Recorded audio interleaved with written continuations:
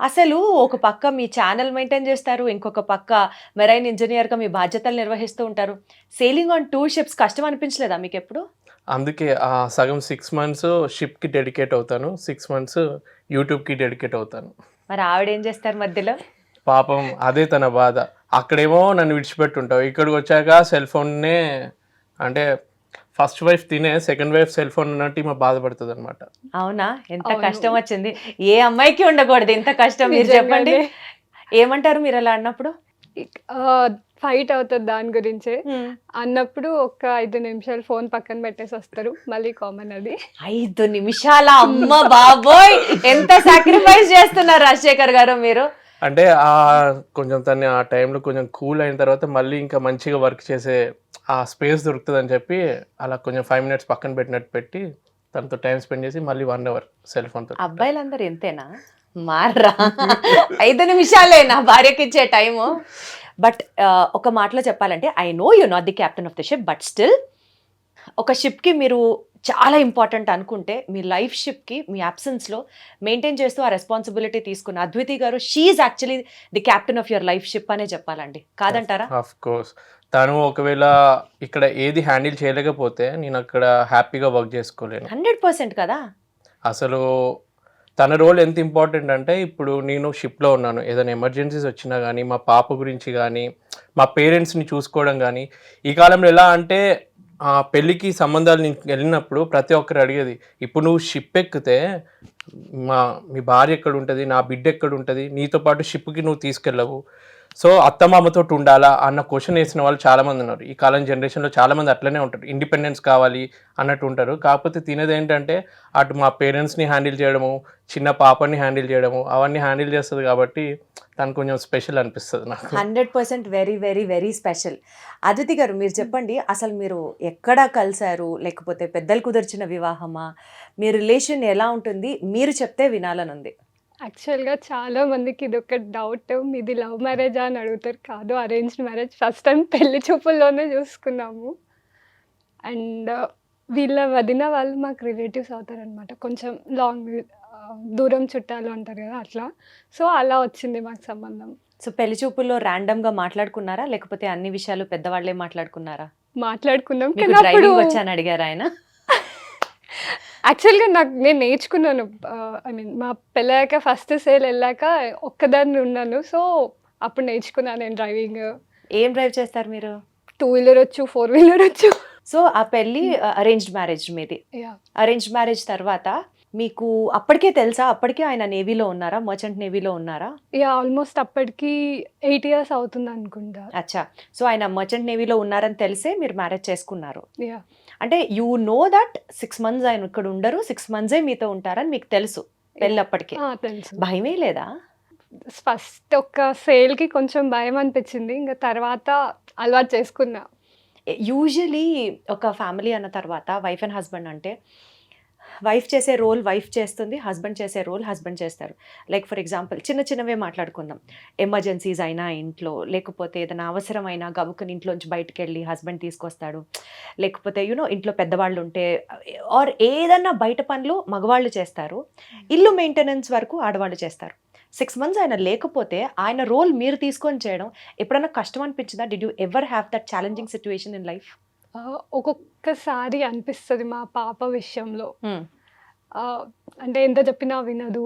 ఒక్కొక్కసారి హ్యాండిల్ ఒక్కొక్కసారి నేను కూడా వీక్, కొంచెం హెల్త్ అంతా డిస్టర్బింగ్ ఉంటే కొంచెం ప్రాబ్లమ్ అనిపిస్తది. ఇంక ఆ టైంలో నేను మమ్మీ వాళ్ళ ఇంటికెళ్తా.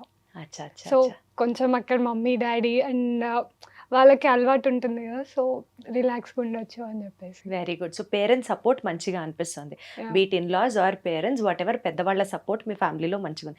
సరే ఆయన గురించి ఏదైనా వెరైటీ విషయాలు చెప్పండి. ఏంటంటే మన రాజశేఖర్ గారి పరిస్థితి ఏంటి? వెరైటీ అంటే మాకంత ఏముండదు. రొటీన్ ఉంటది. అంటే ఆయన కోపం ఎక్కువ? లేకపోతే నవ్విస్తాడా? లేకపోతే విసిగిస్తారా? ఏదైనా ఆయన గురించి చెప్పండి. కోపం ఎక్కువే, విసిగించడము ఎక్కువే. ఏదన్నా ఫన్ చేస్తే ఆ ఫన్ కూడా అట్లనే సో, ఉంటది. ఏదైనా పీక్ అన్నమాట. హ్మ్. మీరు చెప్పండి రాజశేఖర్ గారు, మర్చెంట్ నేవీ మీ రిలేషన్‌ని ఎలా షేప్ చేసింది అంటే ఏం చెప్తారు? బికాజ్ 6 మంత్సే ఉంటారు మీరు కలిసి. 6 months you need to go and do your responsibility at the ship.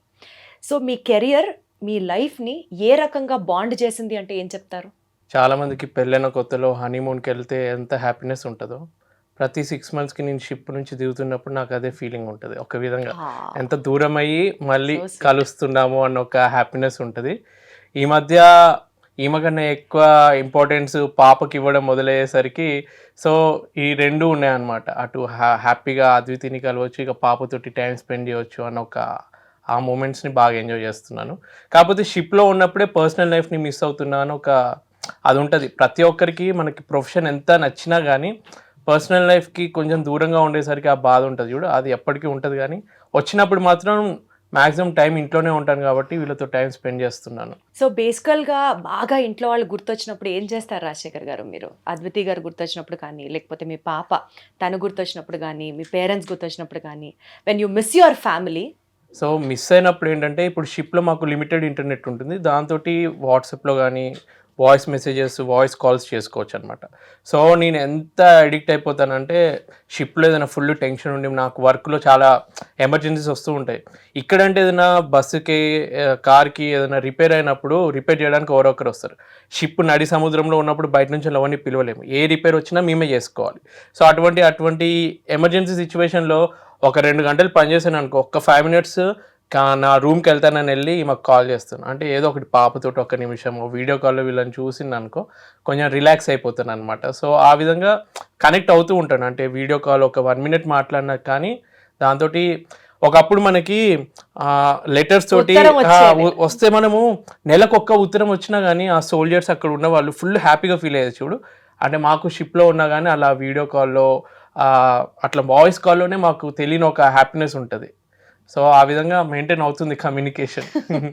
So బేసికల్గా రాజశేఖర్ గారిని అడిగితే secret of your happy marriage ఏంటండి అని అడిగితే 6 నెలలు ఇంట్లో ఉండదు, 6 నెలల తర్వాత రండి అంటారా? మేబీ అది కూడా ఒక రీజన్ అయి ఉండొచ్చు. ఎప్పుడు ఇంట్లో ఉండి ఫైట్ చేసుకునే బదులు ఇది కూడా ఒక టైప్ ఆఫ్ రిలేషన్షిప్, ఇట్లా కూడా ఉండొచ్చు అని. సో బేసికల్గా ఆవిడ మెంటల్గా ప్రిపేర్ అయిపోయారు కాబట్టి మీరు 6 నెలలు ఇంటికి రాకపోయినా రేపు మీరు ప్రొఫెషన్ మారినా సరే ఏం అవ్వదు. సో 6 నెలలు ఇంట్లో రాకపోతే హ్యాపీ ఉంటుంది. అదే అప్పుడప్పుడు నాకు ఐడియా వస్తుంది ఇలాంటిది ఏదైనా చేయొచ్చు. 3 నెలలు షిప్ చేసి 3 నెలలు ఇంకెక్కడైనా ఫారెన్ ట్రిప్ వెళ్ళి తర్వాత వస్తే విన్నారా? ఇది విన్నారా? ఏం జరుగుతుంది ఇక్కడ?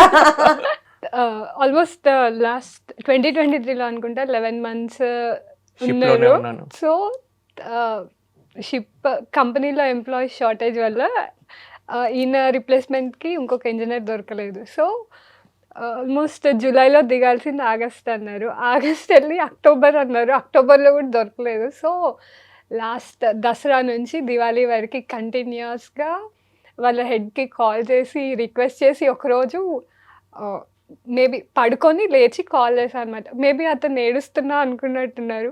మీరు ఏడవకండి, I will do it for you, you are my sister, I will do everything for you.